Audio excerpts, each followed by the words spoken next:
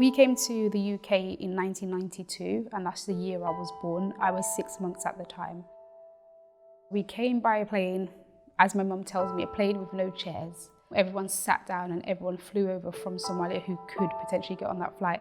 It was a civil war within Somalia. It was very dangerous, so mum left and flew over just for safety for my siblings, 7 girls and 1 boy, and herself and my father at the time. My mum and dad did split after arrival of the UK, which was in 1992 again, so unfortunately don't have that much memory of my dad. 92 was probably a lot more raw than it is today.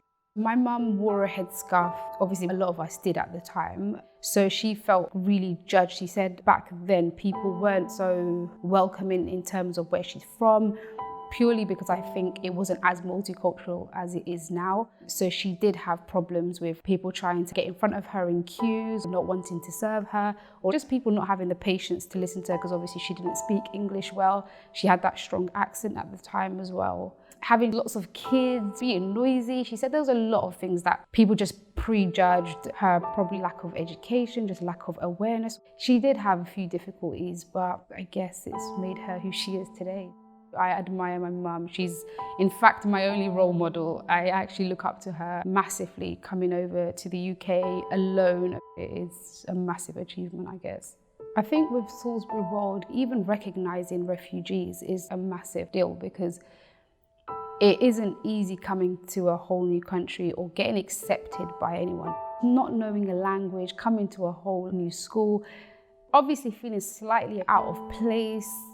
When people asked me where I was from and I said Somalia, no one actually knew where that was. So I would always have to say I'm from East Africa. Then I'd probably say, like, have you heard of Ethiopia? Have you heard of Kenya? Like, just bring it to light. But if you don't know, you don't know, I guess.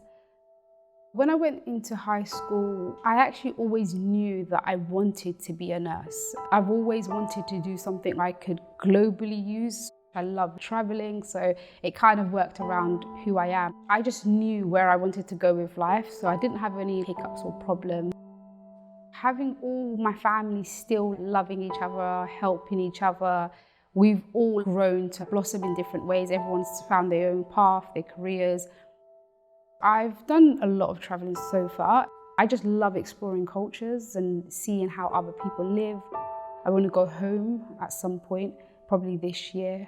I was obviously quite fortunate to come to London and have a lot of family members who weren't able to come here. I've got some family members who passed away in the war. They still have the civil war, which has never stopped. All I ever hear is problems after problems happening back home. I've got children who are out there, my cousins. They would do anything just to go to school and get an education. So my mum does a lot of taking back. She takes books from here. She teaches them English. We've never forgotten where we've come from. We lost my dad in 2012. We made a well back home where he was born in the capital of Somalia, which I'm very proud about. There's thousands of people benefiting from it till this day, and we put my father's name on it.